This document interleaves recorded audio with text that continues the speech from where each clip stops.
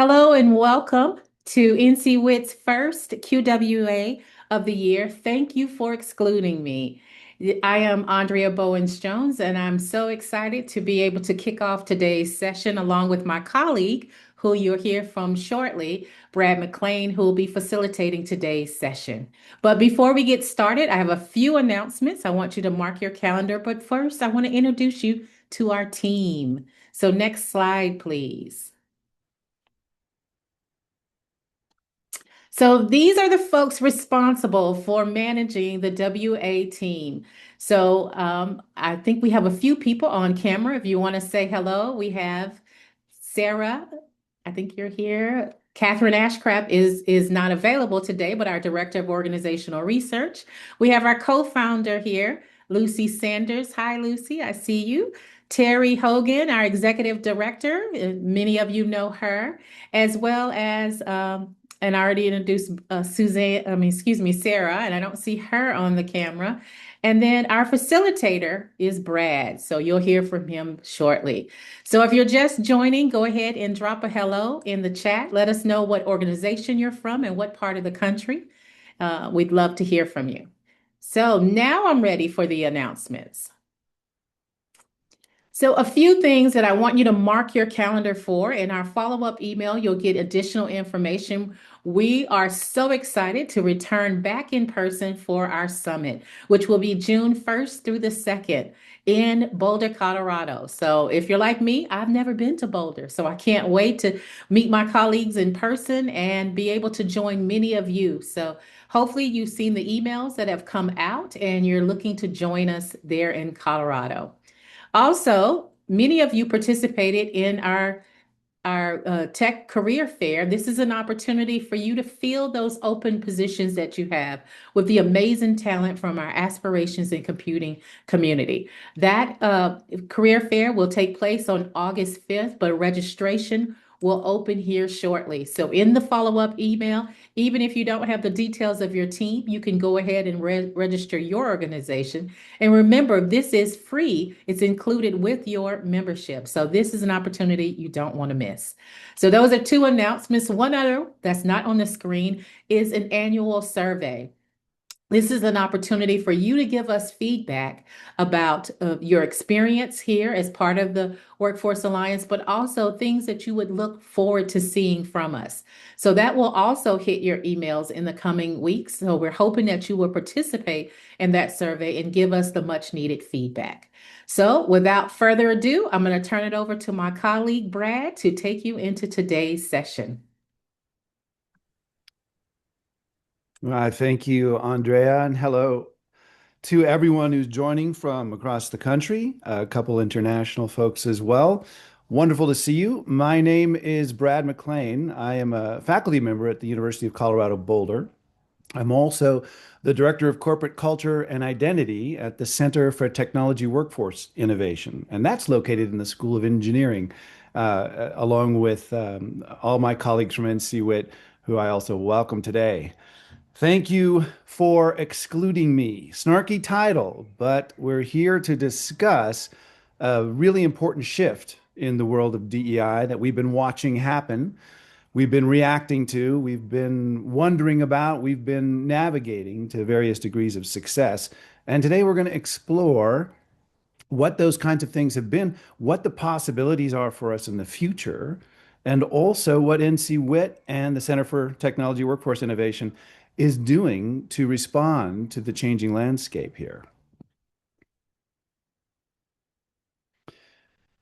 All right, the moment we're in today, we're going to be discussing why the future of belonging is actually leadership practice and not a department. We are witnessing, even now before our very eyes, the DEI era, which has been going on for a couple decades, is fading. And there are a variety of reasons for that, which we'll unpack. But I like to make the point that the inclusion era is just beginning. We are watching DEI offices and executives disappear from their roles in companies large and small, and not just in our country, but internationally as well. We've seen legal ambiguity rising amid both political and cultural fault lines, employee polarization is increasing along those same fault lines inside many organizations. And leaders at all levels are increasingly unsure of what they are allowed to say. And as a result, as you've noticed as well, the response has been to say nothing. It's the safer way to go, rather than to have to say something and then check with legal counsel every time you do. That kind of gives us a snapshot of what we're looking at.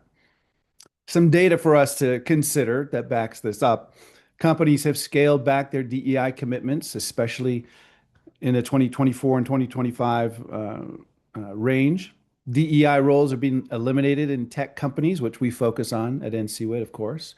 We've watched DEI language morph and or disappear altogether from websites and vision and mission statements and the titles of workshops. We have some references to DEI in Fortune 100 companies dropping by 72% over that same time frame.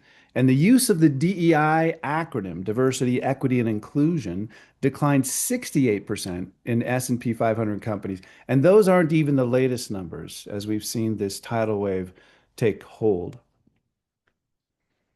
And an important point I think that we all need to remember is that companies are not necessarily abandoning inclusion with these actions, but they are abandoning the DEI label and container. The research is clear. Inclusion and belonging are still strongly linked to the things we care about: retention, engagement, performance. And the goal and desire for high performing and inclusive teams has not gone away, but the container is failing. And there are multiple reasons for it that go well beyond political reasons alone. So, what do we mean by the DEI container? We're all familiar with this, but it helps to see a little snapshot of it. We're talking about the container where you have a chief diversity officer or officers. You have explicit DEI statements and policies, often touted out proudly for the past few years until recently, on websites, on mission and vision statements, in public ads, even. Workshops, compliance associated with human resources and other HR initiatives. Oftentimes, annual trainings, which at their best were informative and educative, but at their worst were performative and ceremonial in nature. ERGs, employee resource groups, and of course, advocates and allies. We've been engaged in this kind of work at NCWIT for years, but slightly outside the container. And what is around the DEI container inside companies? The usual things of leadership, team culture, daily decision making, the activities of promotions and policies, feedback. Promotions and feedback go hand in hand, of course, and larger strategy. So these things were essentially separated from the DEI container, and is one of the reasons it has had a problem making a difference. So DEI programs are being cut or reframed. Some more data to digest. 1 in 5 companies have eliminated DEI programs entirely since late 2024. Another 10% reduced their DEI investments almost completely. The examples that we've heard about in the media, of course, and maybe some of you haven't: Meta, Amazon, Google, Walmart, McDonald's, Ford, Lowe's, others. And again, I'm going to return to this point multiple times. The conversation isn't whether inclusion matters, it's whether the DEI model works anymore and what we can do instead of trying to stand it back up.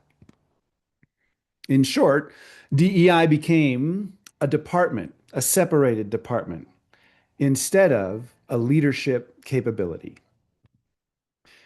Let's show you a few slides that we've been showing for years in our workshops about the problems that have been facing DEI. And we've been giving these presentations about DEI for over 10 years here.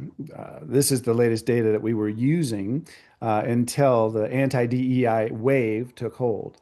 We've seen, despite the DEI efforts and initiatives, that women's participation, in particular in tech computing, has decreased over the very same time period that in general, that DEI investment and initiatives have increased. So the red line here is the DEI efforts. All the other lines are showing us that the DEI efforts did not have the intended impact in women representation in the tech companies. And why is this?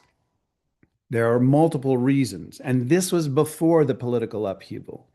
There was a tendency for DEI programs to focus on headcount numbers and representation only rather than engagement. There was an abdication of responsibility by leadership at every level to place DEI inside an HR function. There was also episodic and reactionary as opposed to strategic placement of effort, often driven by social movements or events in our nation that response demanded, a vision statement to come out. They were often short-lived and crisis-oriented, and not something that was endured or sustainable over the long term. We also had rote scale and misapplication of algorithmic thinking. Well, we have bias training or any other kind of DEI training, and we need to scale it up so everyone gets it, which does not allow us to have much bake time or synthesis across departments in a horizontal fashion. And of course, one of the most insidious elements of DEI programs had been fixing the person with a one size fits all approach rather than addressing the very differences we were hoping to promote. This was all before the DEI backlash started on the political and cultural lines that we're seeing today. DEI did not fail because belonging no longer matters. It failed because it wasn't embedded in how teams actually function, which is one of the things we're going to highlight today in this talk. Leaders still care about the things that we all share: trust, cognitive diversity on their teams, team coordination and performance, creating a workplace of psychological safety, and of course, promoting innovation, which is a psychological challenge for leaders. These things are still true. What we're going to do now is our first and only breakout of the session for you to talk with your colleagues on the call today for a few minutes with these prompts. What was the best DEI experience you've seen or even participated in or perhaps even designed in a company? And what was your worst one that you participated in or heard about? And in particular, what made the difference between them? We're going to have about 5 to 6 minutes. So if you can be succinct in your sharing in groups of 3 or 4, Andrea is going to put us into some breakout rooms, and then we'll come back and shift our focus a little bit from why DEI didn't work and is fading to what is rising. Andrea?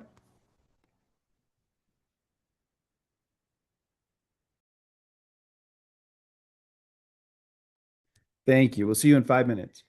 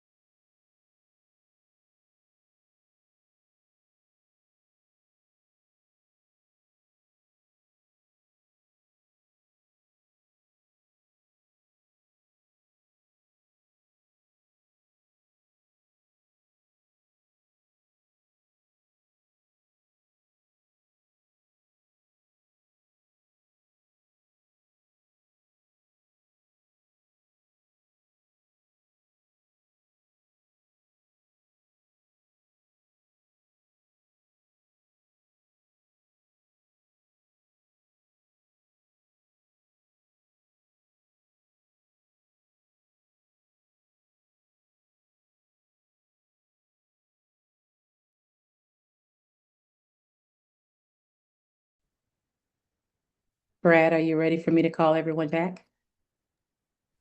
5 minutes that fast, you know? I'm not sure, but we're losing people. Okay, let's go.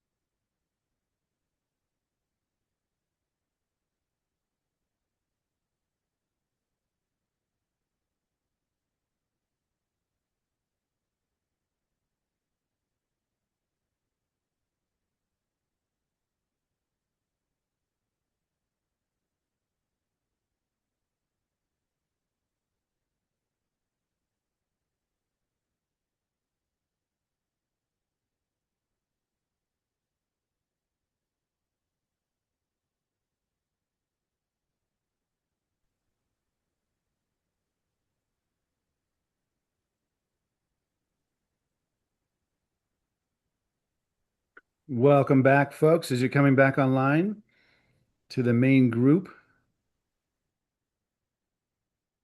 And a few of you, if you're just joining us, welcome. We just had a breakout group discussion asking and answering the question, what was the best DEI and the worst DEI experience that you've had, and what made the difference? This is going to set us up for the rest of the talk today about what kinds of DEI pivots companies are making and how we can still be advocates and champions of inclusion going forward. Let's open the floor for just a few minutes to hear what you talked about. What was one of the best DEI experiences and worst that you've had, but also really what made the difference? And feel free to summarize what your group talked about. And you can be on audio or video, but certainly audio. Open the floor for anyone to jump in and let us know. Hey, this is Karen. I can share. Thank you, Karen. I was with Sarah, and I'm going to go on the negative side because most of our initiatives have been, pretty positive. But we were just talking about the fact that sometimes a leader may talk the talk of being inclusive and, open to feedback and but not walk the walk. And it lends itself, I think, to less of a trusting relationship, employee manager relationship. Um, yeah. So that was one of the topics that we talked about. Yeah. Yeah, hundreds of DEI related training workshops that we've done with companies all over the country at NCWIT. And there was a good handful, a good hefty percentage where leaders would set it up, introduce the workshop, and then leave. So walking the talk is an Right. essential thing, right? Yeah. Hmm. How about another observation or insight that you talked about? Hi, Brad. This is Jackie from Eastman Hey, Jack. Chemical Company. Hi, Jackie. Our best experience and our worst experience was actually the same thing. We had unconscious bias training, and for some of our audience, it was viewed very positively. And for others, it felt forced and even politically motivated. So it was both good and bad. I think Mhm. there's probably about a 70-30 split, Yeah. which is helpful and good. Yeah. We did collect data and comments from a survey following, so we have some pretty in-depth comments on how the training was viewed. Yeah. Isn't that fascinating how the same training can land so differently depending on the people and their identities bringing it into the workshop and or their roles at the company. Actually, there's recent data nationwide, I didn't include it here, that shows this kind of result, a reaction to DEI related training experiences in increasing, where it's landing along those political and cultural fault lines that we talked about just a little bit ago. And that a one size fits all approach is not working. A top down approach exposes us to this kind of reaction more than alternatives, which we're about to discuss. I think too, some of it is personality. Like some people are open to new ideas and new ways of thinking about things. Some people are very traditionally rooted. How Yeah. they were brought up is how they're going to stay, no matter what. So it does depend a lot on your personality and your ability to absorb material and change. Yes, I think you're absolutely right. And, the culture of the environment that you're in, which is another thing we're going to discuss in a few minutes. Yes. How do we think about culture and at what level do we experience it inside our workplaces? Yeah. Time for one more comment, I think. Thank you, Jackie. You're welcome. Brad, I'll just share something that Kimberly and I talked about in our Thanks, Sarah. breakout room. And we were talking about one of the initiatives that she experienced in a workplace around hiring more women and bringing more women onto the team, and how the understanding of people in the experience was that the purpose was because the clients wanted more women consultants. And how that can, the fact that everyone understands this as the purpose is because we want to look good, can undermine any real efforts to make those women feel included or to make the culture welcome them. Right. Yeah, this is the old quota thinking or the diversity hire thinking, which doesn't set people up for success, even when they're talented individuals who have much to offer and contribute. That sense of participation and belonging, that sense of felt participation and making a difference becomes impossible in that kind of environment. That's a great one. Yeah. Well, thank you. I know there's more that we could discuss, but I do want to pivot and do a quick time check. All right, we're good. So thank you for excluding me from the DEI container. Let's reframe it to thank you for including me, where we consider inclusion not as a separate program, but as an essential leadership operating system, almost like an upgrade to the software of how we prepare our leaders and how we empower them at all levels. Here at NC Wit, we have a tried and true recipe for inclusion that works. And even while we were supporting DEI efforts and pointing out how DEI as a container doesn't work, these were some of the themes that we've hit. And now they've come round again as actually really important at this time, where we all need to appreciate and pivot from the DEI language that we have been using and believing in and still do. So what is it? Number one, embed inclusion into leadership training and not separate it out as something different or a DEI label on it. Number two, we need to focus on team culture and team cognition. This is a psychological aspect of how people work together, but it's important we don't treat an organization as a monolith. It's comprised of many different micro and subcultures, and we need to understand how those operate. We'll talk about that in a second. Number three, recognize that everyone leads culture, not just executives, and that we need to empower them to do so, to be cultural leaders at every level. How do we define culture?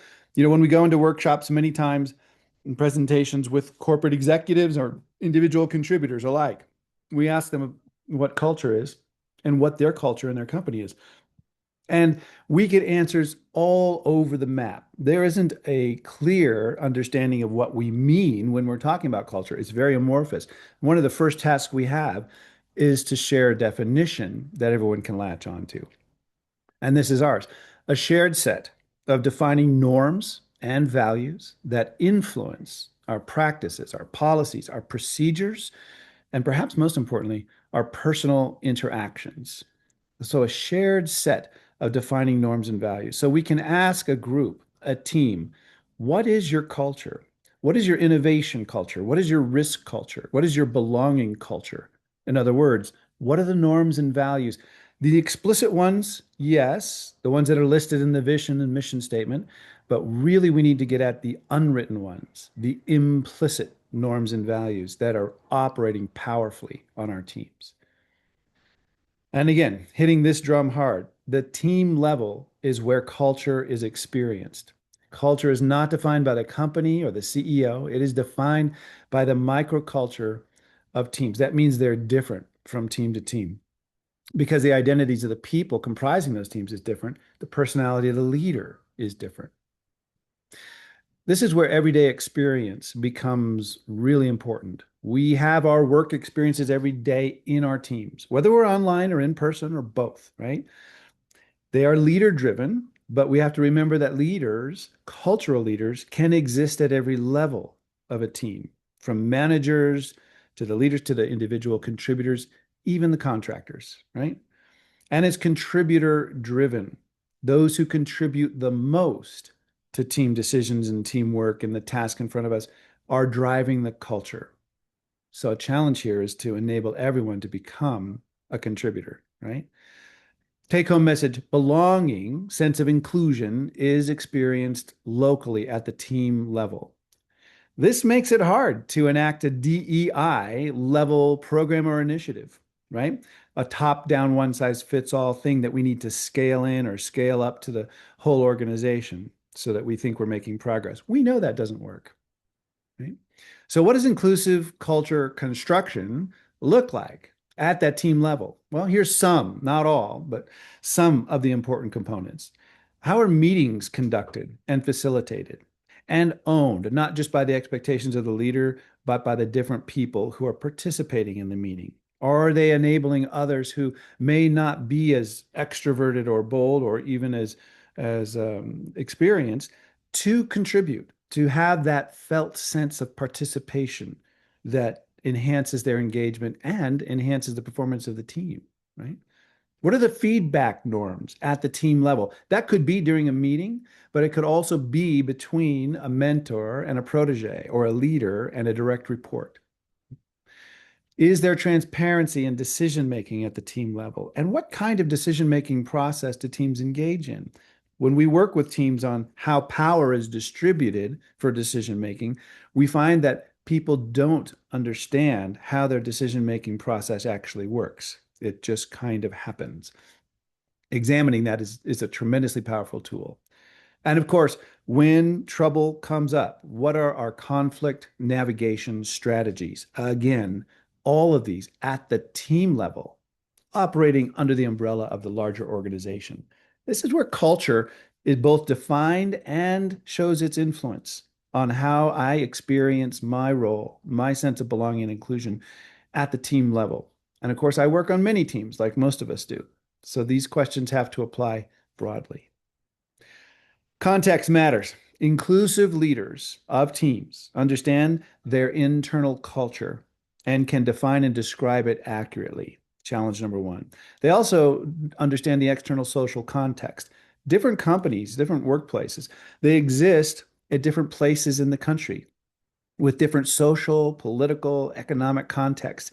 Understanding that is tremendously important, especially when we have these teams that are distributed across the entire country, where people are coming into the internal culture from all these different contexts. It helps explain that comment from earlier.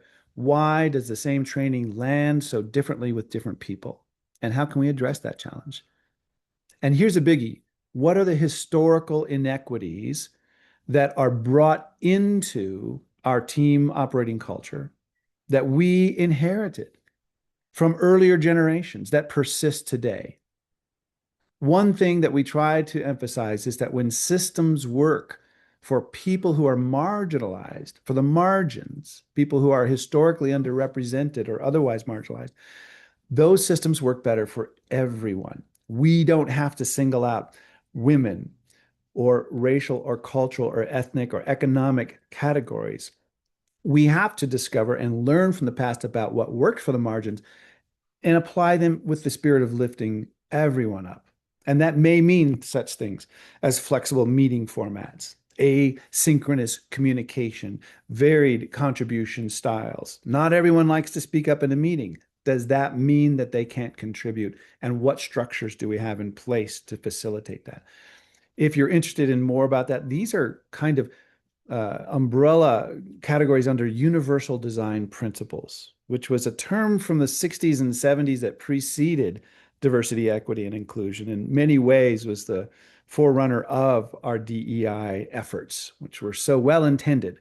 And now a little bit of a return to the universal design principles is finding some success with a lot of the companies that we're working for.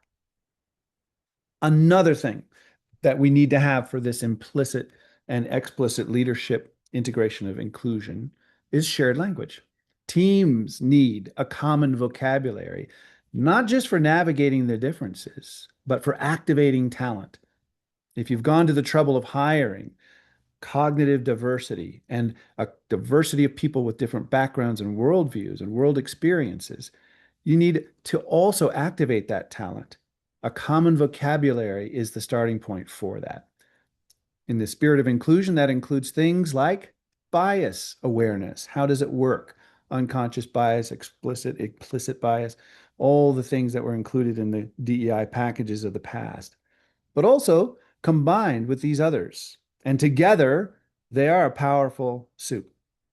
Growth mindset, after the work of Carol Dweck at Stanford. If you're not familiar with it, I encourage you to do it. We have many workshops and programs and online courses at NCWIT that delve into growth mindset. Power dynamics. How is power distributed, shared, and is it transparent across the people of a team?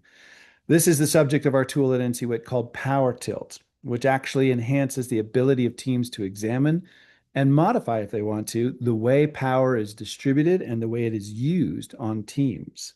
It increases the chances of engagement and inclusion for people. Intersectionality, a term you've heard before, essential reading material, is understanding that multiple identities are at play in real life. Inside me, inside you, and if I'm the leader of the team, inside all of the different people who comprise the group. And also neurodiversity, which is something that our own Dr. Sarah Blythe did a wonderful presentation at the last quarterly report and is on demand at companies nationwide to deliver neurodiversity talks about how now neurodiversity looks, how it shows up, how it operates, and how it can enhance and contribute to team functioning, not just something that needs to be recognized and dealt with. It's actually a huge asset. So this is some of the components. These are some of the components for what a shared language looks like. Also, we know this is required to embed inclusion in leadership. Incentive alignment. The idea of what we measure signals what matters, right?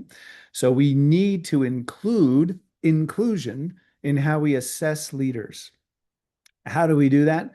Well, some of the non-traditional or unorthodox measures are team engagement, which is a psychological measure.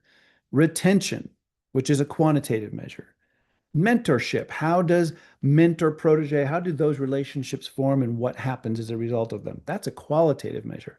And also internal mobility, which is a powerful metric for how well leaders are prepared, groomed, and promoted across an organization. It's a good sign of inclusive leadership. Belonging should be part of leadership assessment, just that companies usually don't know how to do that.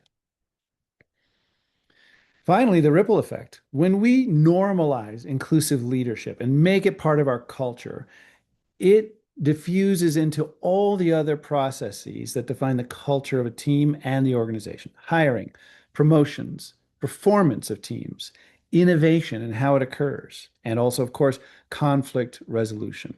It's important to recognize these are cultural effects that happen without special incentives or DEI programs or containers or initiatives when we focus at the team level and at the leadership and formation of culture at the team level. Finally, I like to bring this up, the human side and the deeper meaning of work that kind of underlies all of these initiatives and desires that we have. This is the idea of work as a personal pilgrimage. And by this, I'm going to hold the book up. I'm going to hearken back to the international bestseller by David Whyte, Well Worn, if you haven't seen it before. Get it in focus there. An oldie but a goodie, and it's resurging right now because the conversation around DEI is asking us to ask these questions. The book is called Crossing the Unknown Sea, Work is a Pilgrimage of Identity. It's a recognition that work is not just an economic pursuit to fill our bank accounts and feed our families and go on nice trips. Work is actually where people forge and test their identities. They develop capacity, not just for doing their jobs, but capacity for being in the world. They seek validation through work and recognition. And all of us need those two things in order to feel a sense of belonging. It's also where we form relationships, some good, some challenging, and we learn to navigate them. And we grow as people if the culture is right. This is something that the most effective leaders understand and design for.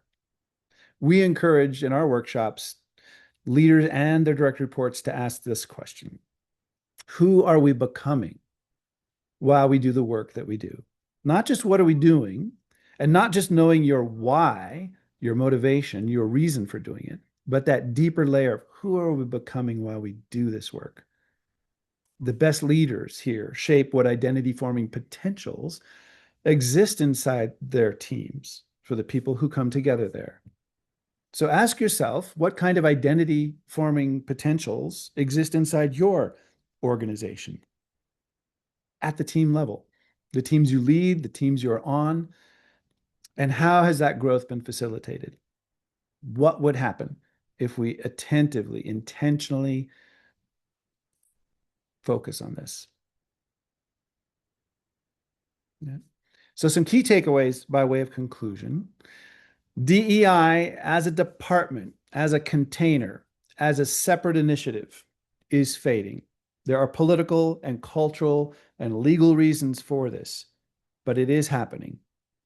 Secondly, the inclusive leadership era is beginning.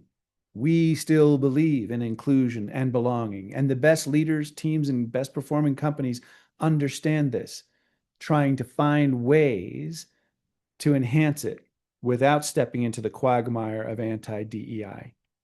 How to do this? Making inclusive leadership the focus. Thirdly, belonging, contribution, and innovation are built upon everyday leadership at the team level that shapes culture.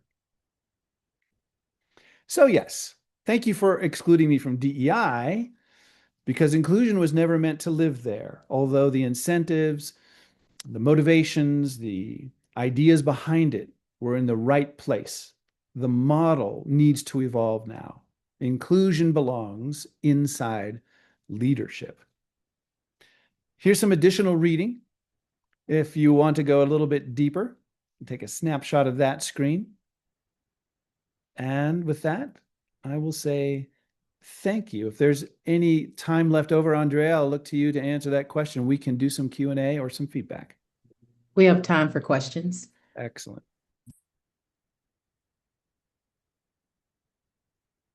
And I think we'll put the survey link in the chat as well.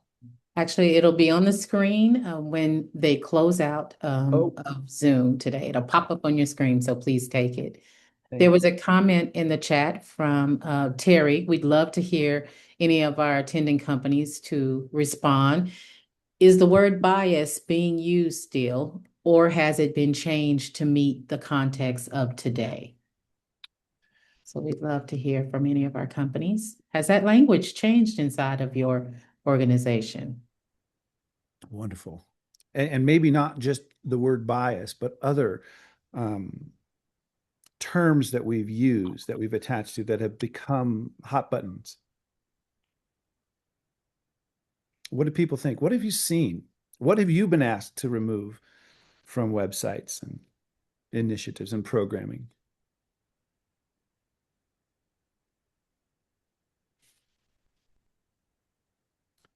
It's so hot button, we may not want to discuss it.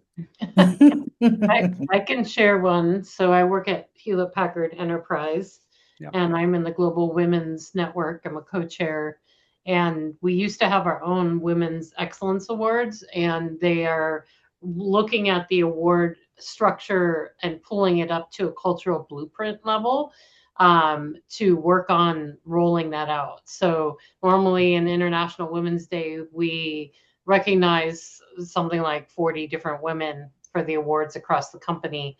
And this year we are being asked to not do that. And then they're going to roll out something at the global level with Cultural Blueprint. Right. Wow. That's a huge pivot. Yeah, and I like it because I feel like it may it's not that only women's awards matter. We should be looking all throughout the company and all throughout levels, et cetera, to look at what is award-winning behaviors. But it also is a little sad, right? Yes. Because it's something that we looked forward to, and it really lifted up the women that were doing great work to move things forward. Right. I have to have a little bit of faith that these changes, many of them are temporary and responding to the current climate, but I also recognize, just like you said, there's something to really celebrate about expanding that view, the language we use, the way we frame and motivate and structure those kinds of award programs. But is there a way to do both? To actually expand it to kind of a universal design approach, but also still maintain recognition and celebration of the differences that we bring. We know, for example, in team cognition, that if everyone acts the same, thinks the same, talks the same, that the groups will be less innovative. And research has shown this to be abundantly true. It's the differences and the friction where people come together and rub their ideas against each other that results from their different backgrounds and identities and world experiences that they bring. And yet cultures try to homogenize everybody and make them the same. How can leaders celebrate and accentuate and activate that diverse talent that they've gone to great trouble to hire and bring in? That's a tricky thing that we don't typically see in leadership training programs. And yet it's not hard to do. It's something that we can now shift with great cause and motivation towards inclusive leadership training and away from the riskier hot button issues of DEI container kind of efforts. So, yeah. Brad, this is just general comment based on the things that you just shared. How do we re-engineer this whole DE&I process or recipe without losing some of the primary ingredients for its success, and allow new programs to replace it? Because I love the idea of just letting it be a part of our thinking, of our leadership, of our teams, without measuring and trying to determine if we're successful. However, I'm also wary that it is also possible for this to be also an opportunity for old traditional ideas to seep and re-embed into the organization. Yeah. Yeah, and I'd love to open it up to the floor for anyone else to comment or respond to that as well. To reframe, how do we re-engineer the best parts of our DEI efforts into this new playing field, this new landscape? And part of it, in my opinion, is to look at what did work and what worked well, and examine what didn't. And why the DEI model overall failed is one question. That's what we covered earlier today. But also, what are the things that we felt did land well? For example, 70% of the people liked the unconscious bias training, 30% didn't. So that's a perfect example of why did it land so well with most of the people, and how. And more importantly, perhaps, how did it change their behaviors or personal sense of agency in their work teams? And then also the same questions for the 30%. Why did it not land well? And what could we do to change it? That's a post-mortem kind of exercise, but if we go in with some of these tools, let's focus at the team level. Let's recognize that a blanket approach is not going to be as effective as a team-based approach. So what we do to promote inclusion on one team may be different from another team, even though we're starting with the precepts. We need a common language. We need to articulate and define our culture. We need to examine what attributes will form the kind of culture we want: power distribution, decision-making, activating the diverse talent, all of those things, and then figure out how to employ that differently across different teams. A lot of companies we worked with hesitated when we mentioned this because that sounds complicated. That sounds expensive. That sounds a lot more of a heavy lift than a blanket top-down initiative, like, I don't know, selling Girl Scout cookies or something like that, right? So this is something that requires more attention.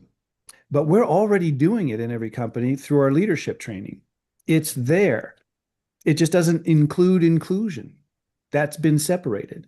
So how do we fold it into that? That would be my response. Welcome other comments and responses.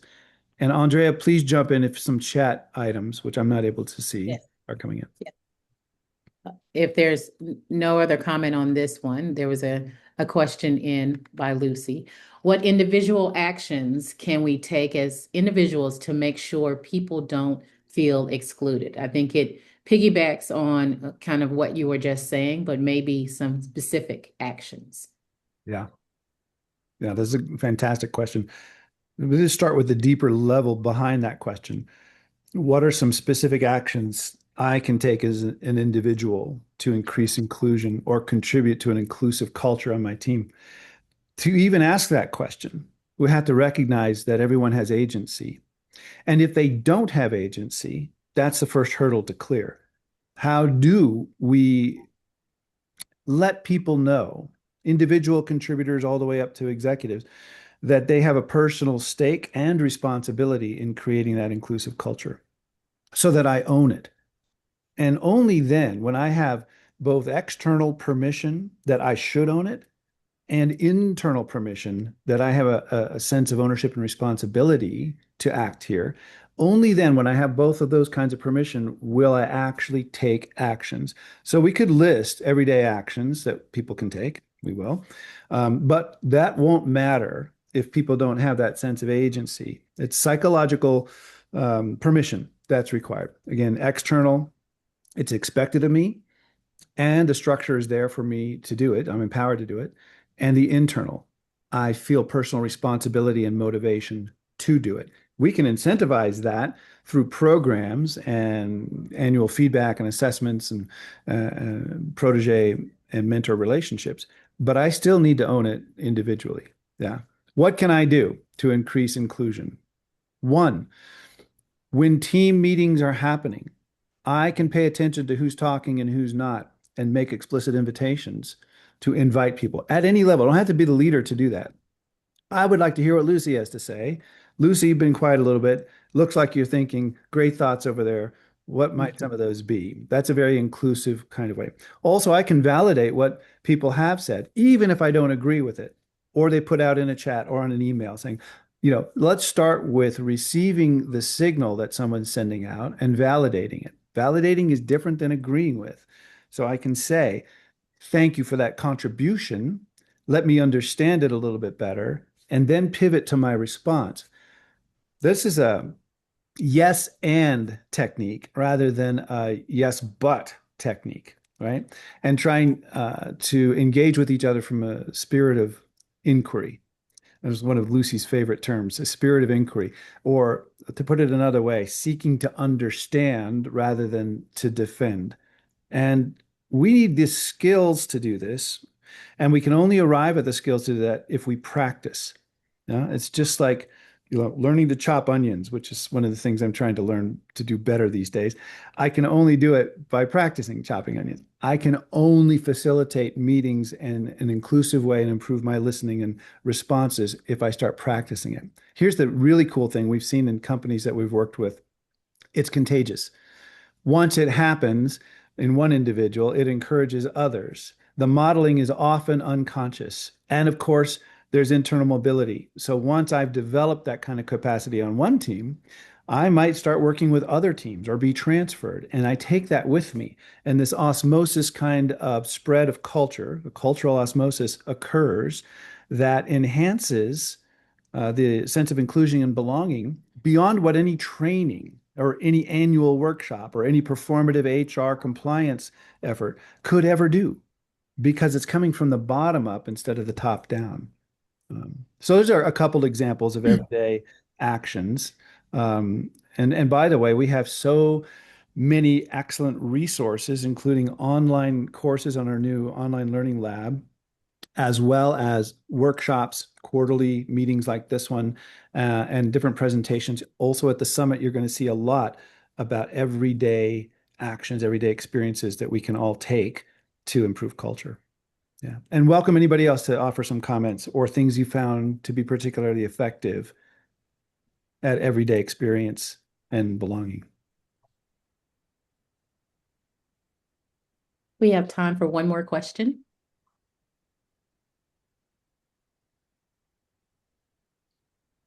Or people are thinking, one of the things that popped in my mind while you were talking, Brad, that I absolutely love is this era that we're going in to be intentional about empowerment at all levels, is the fact that all but a decade ago, it was really about making sure that senior leader was on board. And now it's about, if we want to create these kind of inclusive cultures, it's got to start at all levels, from the individual contributor to the manager to the senior leader. So thank you for calling that out and making it so transparent of what's needed next. Yeah, very, very much the case. It's one of the things that it's baked into the DNA at that point of the culture. It happens inside the way we prepare leaders, explicitly through programs, implicitly through cultural expectations. By talking about it and shifting it from the DEI container to a normal leadership operating system, normalizing it in that sense, we'll see that osmosis happen without the tremendous expense and now legal exposure of engaging in the DEI work of the past and the label of the past, the container it was in. So we're shifting to this new strategy. And I think it holds tremendous promise as much as we mourn and grieve the passing of the DEI era and its good components, as pointed out by Jackie, and pivot to something that could be even better.